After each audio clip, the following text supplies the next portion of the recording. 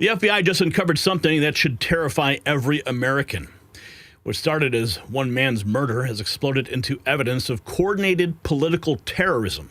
Discord servers buzzing with assassination plans, military-style coordination between armed groups, social media posts predicting death before it happened. And when the trigger was pulled, the digital celebration was instant and coordinated. This isn't just about Charlie Kirk anymore. This is about a network of extremists who've turned political disagreement into death sentences.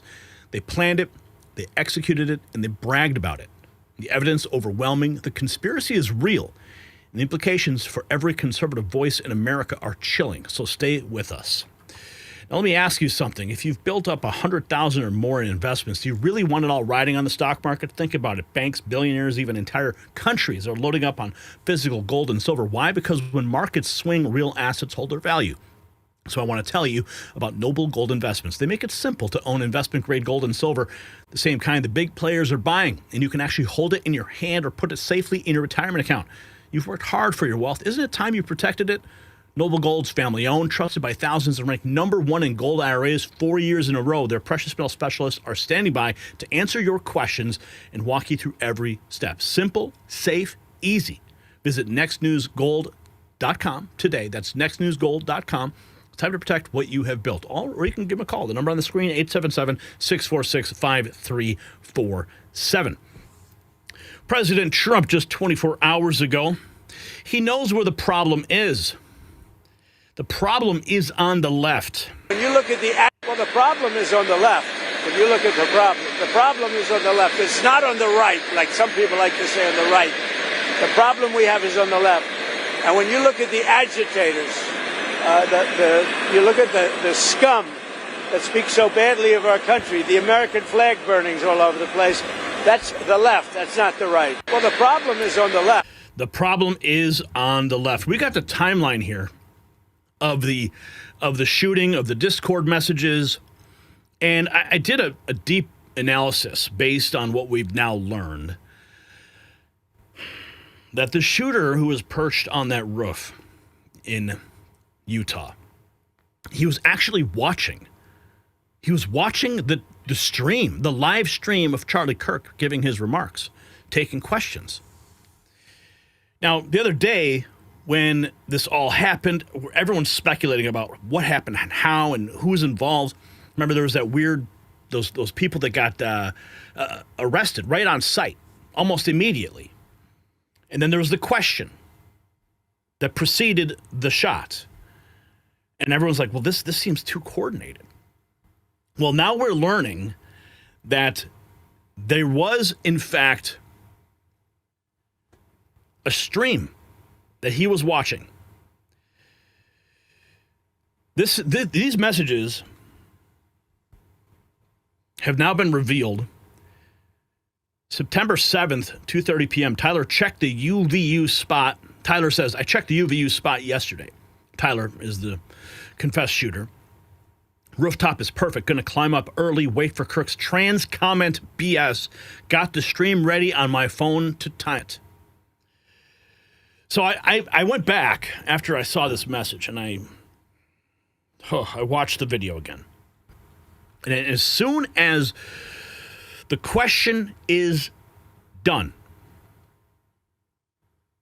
15 seconds later, the shot goes off. And that lines up with a delay on a live stream. If you ever watch a live stream, if you've ever done a live stream, you know there's always latency. Every platform has a different level of latency.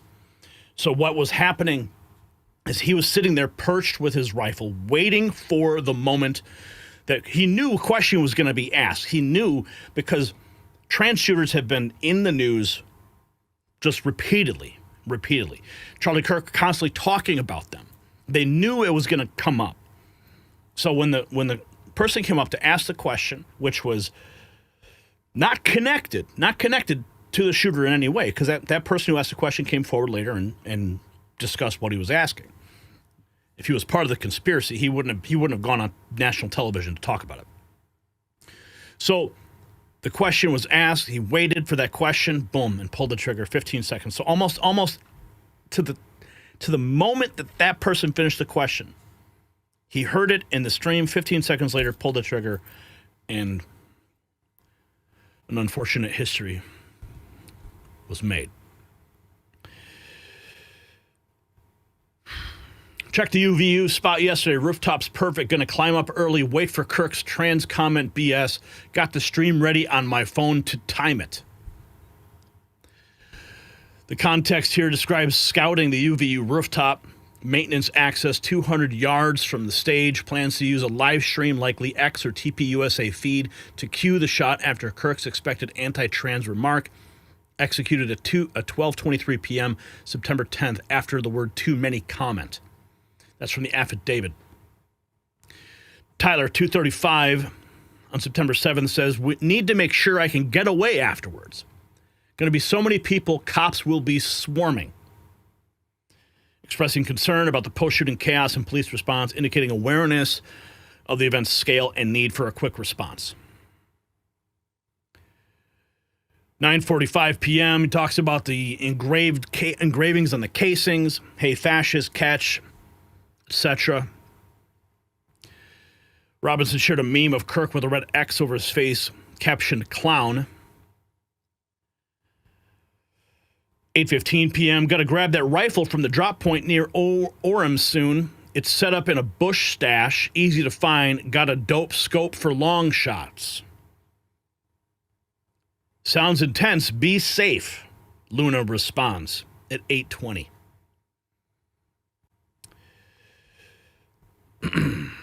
These are the chat logs people have been sharing. The chat began after FBI's 12 p.m. MDT release of the suspect photos. Lanky male, dark clothes, sunglasses, flag shirt.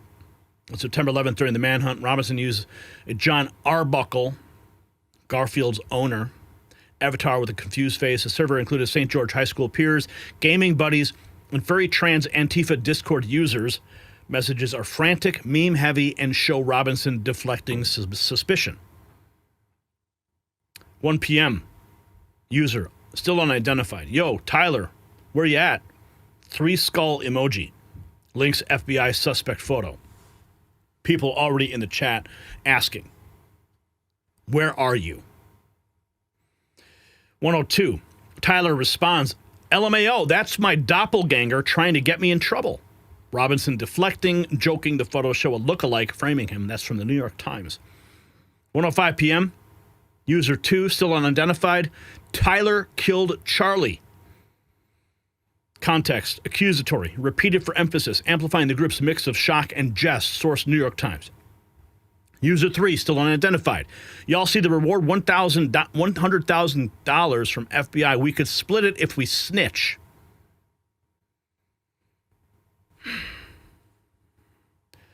Full Discord records should come out September 17th.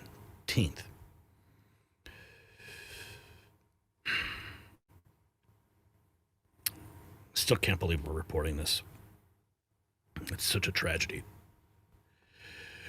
24 hours ago, the FBI Director Kash Patel, this was big breaking news over the weekend. Charlie Kirk's alleged assassin lived with a transgender partner who is now cooperating with the FBI, according to officials. However, we are learning that Tyler is no longer cooperating with the FBI. And wokeness, 24 hours ago, this is the group known as Armed Queers of Salt Lake City. They help arm, train, and recruit in Utah. They deleted their account on September 10th. The revolution will not be voted in. Join Armed Queers. Here's some images of them doing their thing. Allegedly. They deleted their socials. Utah-based militia group Armed Queers of Salt Lake, which trains individuals to use weapons to defend trans rights, deleted its account the day that Charlie Kirk was killed. Why would they do that? Now authorities are investigating whether Tyler Robinson believed Charlie Kirk's views on gender identity were hateful to people like Robinson's transgender roommate. 6 sources familiar with the case tell Axios. Well, of course, that's what he believed. This is the membership application for the group. It's now surfacing. People likely using archived website services to find this information since most of it's been scrubbed. Armed Queers of Salt Lake City is a revolutionary LGBTQ organization dedicated to defense and success of oppressed people's movements. This forum is for those interested in organizing with armed queers and working towards potential membership. Now, if you want, you can pause this. You can zoom in on it. I'm not going to pay too much attention to it, but you can see this is their membership form. This is their logo. Looks real friendly, doesn't it? I pulled that from their Linktree URL.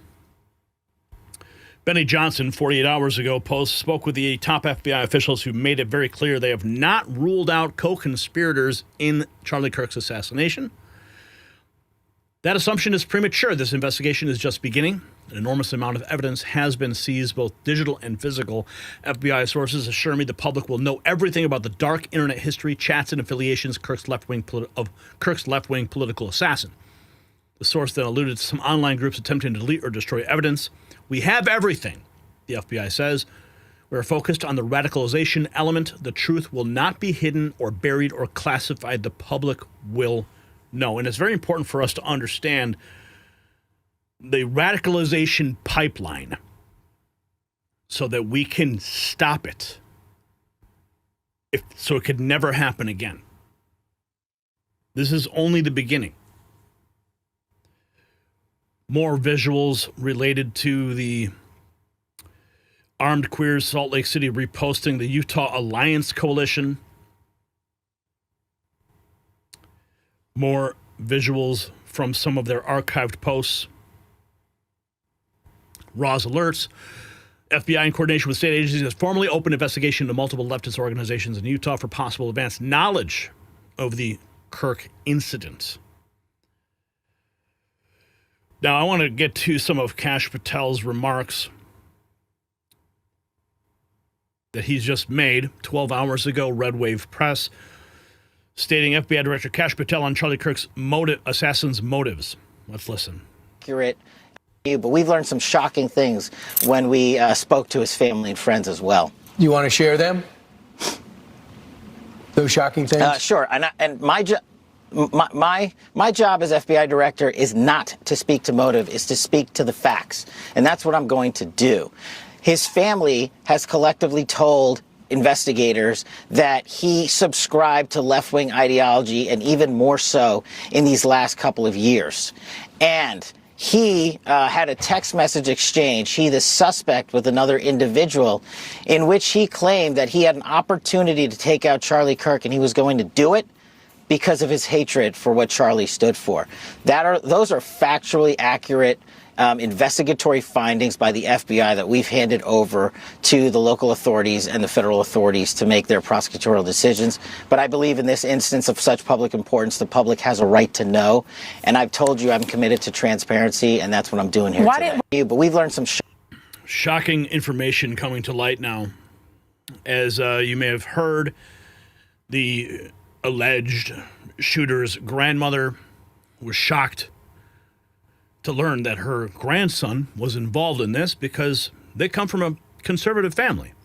But again, the radicalization pipeline needs to be disclosed. When did it begin and how? Here is Dan Bongino on Fox News. And I don't want any. Kash Patel said earlier today that he expressed to someone that he had an opportunity to take out the killer and was going to do it. Did that person do anything with that information?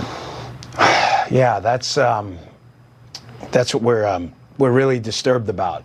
It appears that this was communicated. You see this a lot, Bill, when in targeted violence cases, assassinations, school shootings, where the individual expresses in advance, in a good swath of these cases, his desire or her desire to do these specific things.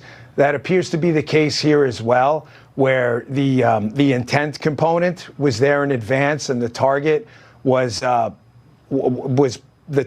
announced in advance prior. Now, that's the part we want to know. Did they know and not say? Did they? Now, Bill, you have to keep in mind, and I don't want anyone to jump to conclusions on this. Did they say it, hear it, and think it was some kind of a joke? That's what we're trying to find out now. But I promise you, if there's a larger network here, we're going to get that out to the public as soon as we can. We really are. Kash Patel said. Now, as we know, the Discord logs are starting to come out, and as people are trying to understand what they mean, it's really difficult. I mean, you know how things can get lost in translation, in a text message, in a chat room, what is being said and what's the inference for those remarks, and that's what they're trying to digest. I think you just heard him say it. Did they think it was just a joke initially, right? People say ridiculous things in chat rooms, but then all of a sudden the event takes place, and now everyone in that chat room goes, wait a second, if we snitch, we get $100,000, right? Because they figured it out. And he also admitted it. He admitted it in the Discord. Now, Kash Patel also noting that a screwdriver was found on the rooftop where Charlie Kirk's assassin was positioned, along with a towel wrapped around the rifle that was found in the woods containing DNA positively matching to Tyler Robinson. Now, I think a lot of people were asking questions as to, when you watch the video of Tyler dropping off the roof, people are like, well, I don't see a gun. Right? We saw the video of him limping as he was walking towards the campus, and because the gun was hidden in his pant leg. But when he jumped off the rooftop, clearly he was able to jump without, having a gun in his leg. So it's very simple to understand. He disassembled the gun, made it into a compact situation, and was able to take it apart with a screwdriver. That's what I believe. So let's listen to Kash Patel on that screwdriver. FBI Director Kash Patel joins us now. I can't imagine, Mr. Director, how busy you've been, especially Charlie Kirk isn't just a impactful person, he's your friend. So I understand that. But having said that, people are looking to you to find out how big this investigation is going to be. Can you tell us the latest? Absolutely. It's so good to be with you. And you're right. My personal feelings and relationship with Charlie, I have a job to do for the American people, and I've committed to do it for President Trump. We flexed all resources the FBI had and surged multiple air assets as soon as this shooting occurred. We were cycling in agents, evidence response technicians, hostage rescue technicians, and special operators in and out of Utah, cycling evidence back and forth on these FBI planes as soon as we could so that there was no delay. And what we did once I got there, along with the deputy on the ground around 5 p.m. local on September 11th, was walk the entire crime scene, including the foots the suspect himself took.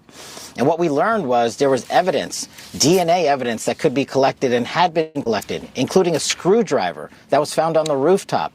Also, we went over to the scene in the wooded area where the firearm was discarded. And the firearm had a towel wrapped around it. It's important. I'll get back to that later. I even walked into the wooded area in the ravine, so I knew from my investigative experience what I could bring to the table and what decisions I needed to make. And having the support of President Trump and the full support of the White House was what we needed for these resources to happen. And I can report today that the DNA hits from the towel that was wrapped around the firearm and the DNA on the screwdriver are positively processed for the suspect in custody. So, Mr. Director, that is vital. That is breaking news and vital information, because now you have the casings for the gun. So you connect the gun. Now you got his DNA on it. That's huge. But I also want to get to another part. I just got to interrupt. Sorry, I just got to interrupt. We have the DNA on the screwdriver that was found on the rooftop and the towel that the firearm was wrapped in. The firearm itself, this is a great point. Thanks for raising it. Yeah, no problem. That is being processed by ATF laboratories in Maryland, and I believe they'll speak to that at a later date when their process is incomplete. But I just want to let you know the FBI handled the screwdriver and the towel found on the scene. That is important clarification, Mr. Director. FBI. So the DNA evidence has been revealed. A transgender that Tyler Robinson's boyfriend follows on TikTok celebrating Charlie Kirk's murder. We've seen visuals of that repeatedly online. Here's more from Kash Patel. His family has collectively told investigators that he subscribed to left-wing ideology. To the My job as FBI director is not to speak to motive, is to speak to the facts. And that's what I'm going to do. His family has collectively told investigators that he subscribed to left-wing ideology, and even more so in these last couple of years. And we played that clip, but yes, we're still trying to understand that pipeline. Washington Free Beacon, the Federal Bureau of Investigation, is investigating social media posts by at least 7 different accounts that appear to indicate foreknowledge of the assassination of Charlie Kirk, according to 3 people familiar with the investigation, and screenshots obtained by the Free Beacon. Here is one of those screenshots. It'd be funny if someone like Charlie Kirk got shot on September 10th, LMAO. That was posted on September 3rd by a person named Mushy. And speaking of lunatics, we have Jasmine Crockett on MSNBC. Jasmine Crockett declares the Democrats are at war with the Republicans. She claims they will win. And then the MSNBC host says, pick up a weapon. We are at war. Listen to this. But this is a war. This isn't a battle. And we absolutely will win this war. It is a war. It is indeed a war. And I have to say, they have won some battles, Jasmine, but we have to keep our eye on the war, and everybody needs to pick up a weapon. And now, this clip from MSNBC was on Crosstalk. And you can see on the graphic on the screen, prosecutors in Georgia and New York closing in on Trump. So this was during the height of the persecution of President Trump. But this is another example of the rhetoric that contributed to the moment that we are all in. we have to keep our eye on the war, and everybody needs to pick up a weapon. And everyone needs to pick up a weapon, she says. Well, some people heard that call, didn't they? And get involved, because this is for the safety and lasting of the country. And everyone needs to pick up a weapon. 11 hours ago, Dan Bongino, also on Fox, there appear to have been multiple warning signs. There appear to have been multiple warning signs. You just laid out some of them.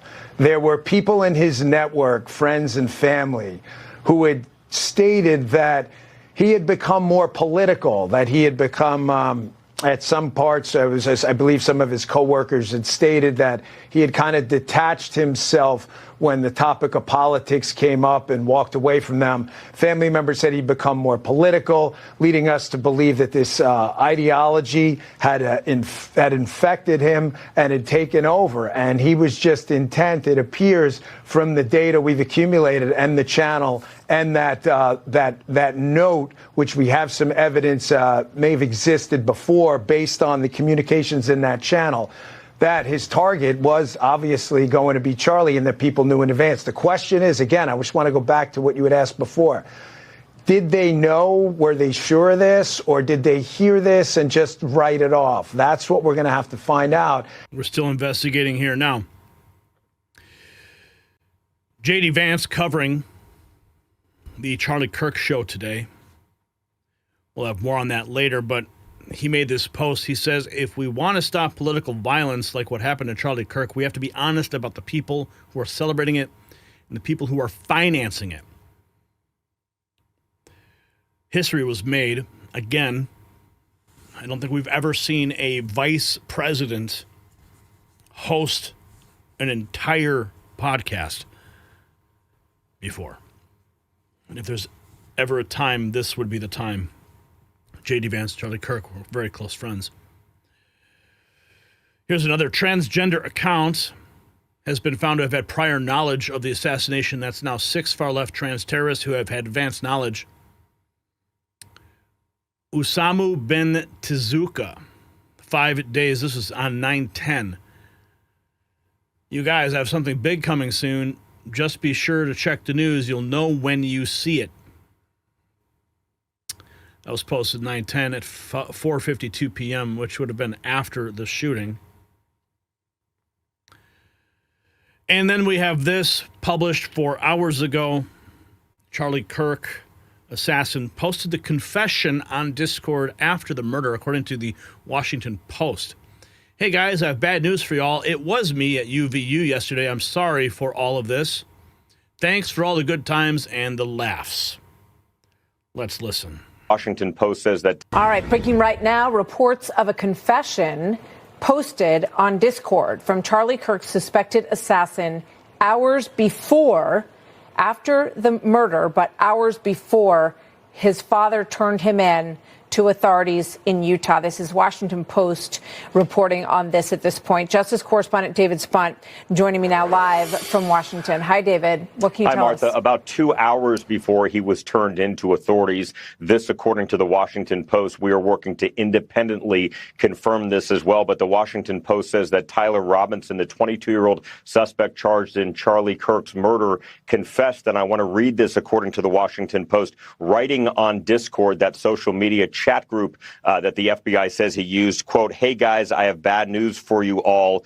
It was me at UVU yesterday. I'm sorry for all of this." This coming from the Washington Post. Now, this comes as DOJ officials began late last week and over the weekend looking at the potential for at least one federal charge. No guarantee they'll get there. A department spokesperson declined comment, but a source familiar said investigators are not ruling anything out at this time, especially his online gaming presence, his chats, as we just mentioned. Who was he talking to? What did he say? FBI Director Kash Patel said this earlier this morning. Watch. He had a text message exchange, he, the suspect, with another individual, in which he claimed that he had an opportunity to take out Charlie Kirk and he was going to do it because of his hatred for what Charlie stood for. This investigation is just begun. This isn't even the beginning of the beginning. You know, yes, we have a subject in custody. You know, everybody's innocent until proven guilty in our constitutional republic. However, this is not done by any stretch. Patel also batting down criticism from some even on the right about his handling of the probe. He put out a social media post hours after Kirk died saying that there was a subject in custody only to be released, and he addressed that, saying that he could have worded it a little bit better. Today at the FBI, history was made when former Missouri Attorney General Andrew Bailey became the co-deputy director along with Dan Bongino. When we asked what this means, all parties involved on the record say this is a positive move for the Bureau, Martha. So now we have a co-deputy director at the FBI. Real Political Data says, thank you for the work of some people. We have shocking revelation account on Twitter. It was just deleted because it got exposed. It existed that matched the same name of a TikTok that followed the alleged roommate of the shooter. Second image is him confirming it's the same TikTok as an earlier tweet. But the shocking part is the fact that it not only celebrated Kirk's death, but used the term "we effing did it" in one of the tweets that announced the death of Kirk. So taking a look here, this is the account, Churbum75M. And you can see here it is again.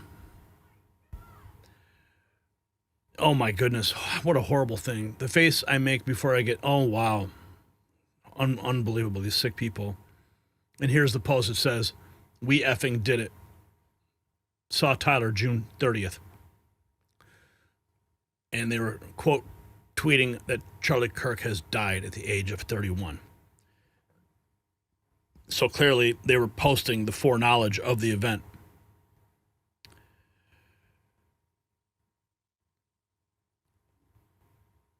Now we have this. Tyler Robinson's roommate, who tipped off the FBI, has now been officially identified as someone who is transitioning and is also a member of the furries. We have Tyler Robinson, 22, and Lance Twig, 22, is transgender male to female. OWO is when a furry nuzzles you back and pounces on you and you notice a bulge. That was one of the messages inscribed on the bullets. Bella Ciao was also in reference to anti-fascist folk song. Hey, fascist catch with the 3 down arrows, meaning mic drop.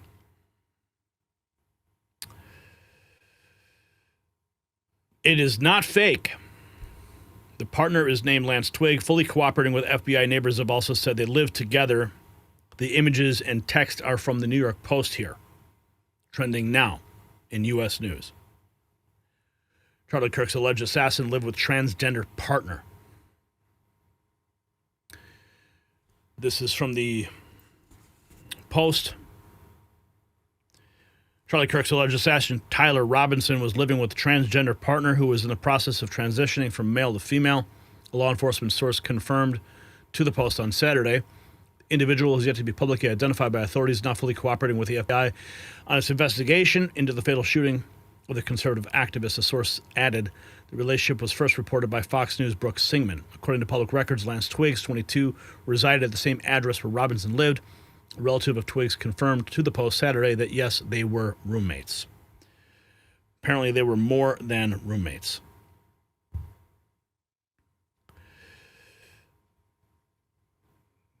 Make these people famous.